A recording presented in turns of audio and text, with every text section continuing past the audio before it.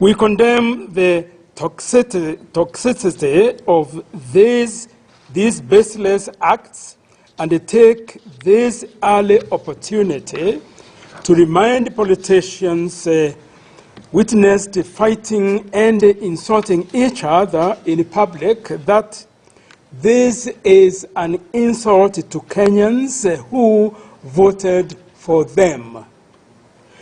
We hereby call the youth to resist from being recruited by politicians as goons and warn them that they shall be held accountable to their violent acts. The goons cannot hide in anonymity. We shall go for them.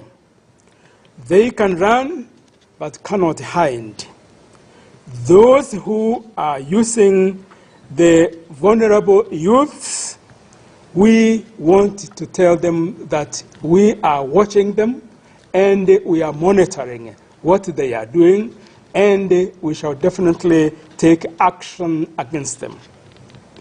We expect that political parties, as the vehicles of representative democracy, should play a critical role in making representative democracy a reality, because it is key to integration and the diversity that is needed for our nation to be cohesive and harmonious.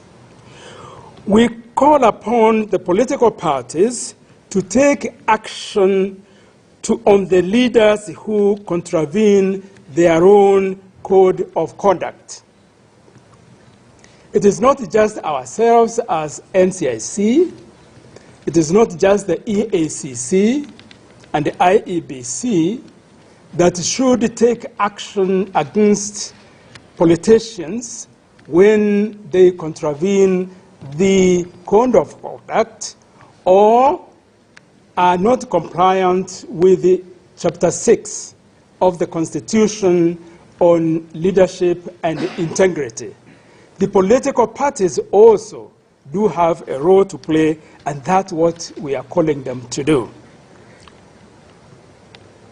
With just over a year to go before the country's next elections, we are greatly concerned that the current political climate can be likened to that which preceded the electoral violence of 2007-2008.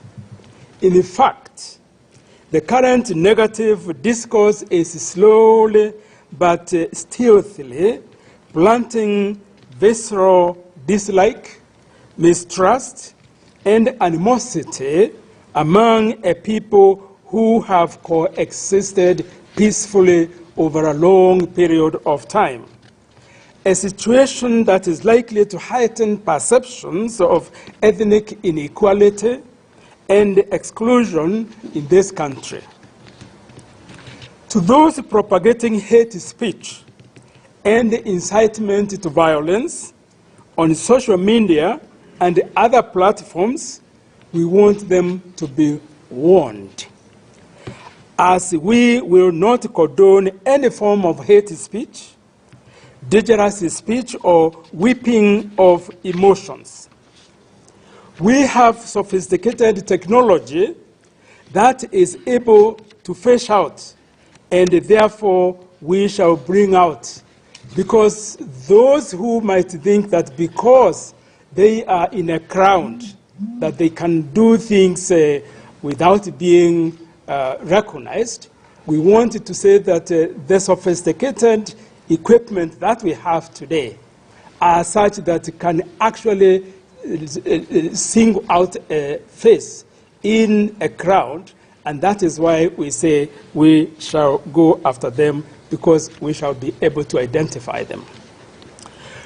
We are working together with the other multi-agencies, IEBC, EACC, Registrar of Political Parties, DPP, and the DCI to work in concert in dealing with those creating violence and undermining cohesion and undermining harmony as well as peace in the country. We are convening a national symposium to have Kenyans discuss issues that will lead to a peaceful process towards elections in 2022. Let me say that this national symposium will be a platform where Kenyans will be able to discuss themes and issues that are having impact on the national agenda as we move to 2022 elections. And this will include the Hassler dynasty dichotomy and the discussions that have taken place, but we feel that there is need to be a better structured way of addressing an issue like that, as well as other issues that are having impact and implications for a peaceful process towards the 2022 elections. And this is part of the roadmap towards a peaceful election that NCIC unveiled on 10 December last year.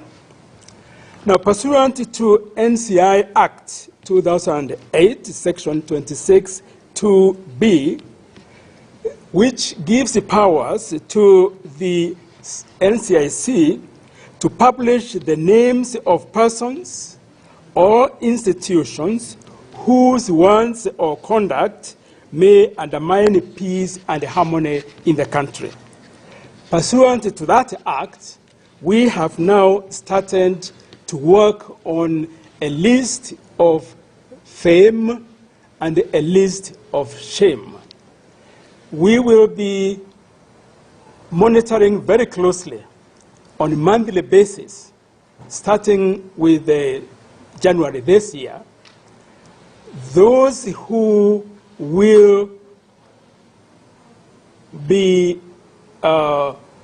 not be in compliance with what is provided for in this act, as well as in Chapter 6 of the Constitution. And that is those who have made utterances or have behaved in a way that we would say is going to foment violence. And today we are publishing for the first time names of persons that we feel deserve to be honored. And this is what we would say a list of fame. And we have Mr. Mohammed Abdul Kahim Osman, MP for FAPFI, and Mrs. Charity Gadambi, MP of Joro. Those are two names we have put in the list of fame because of what they have done in helping in their own situations to help deal with violence. And then in the list of shame, we have the name of Mr. Johana Ngeno and Mr. Mike Sonko. And these two names, we have put them there because of their utterances and their behavior. We also have included the names of the two members of parliament who fought 2 days ago in Kisii, and that is Honorable Arati and Honorable Osoro. These are the names that we have included, but as well, we have included names of the goons in Githurai and Bama who went on and even began to throw stones, etc. As we have said, even though those are many, we are able to identify them, and so we are working and will go after them as well. Well, There is more that unites us than divides us in this country as a people. We must rise up now and refuse to be divided. We urge all Kenyans to imbibe positive values as stipulated by our Constitution, as well as embrace attributes of tolerance towards each other. The intolerance that we have witnessed in the recent weeks and months are only symbolic of, symptomatic of what is likely to happen and even to get worse if it is not dealt with urgently.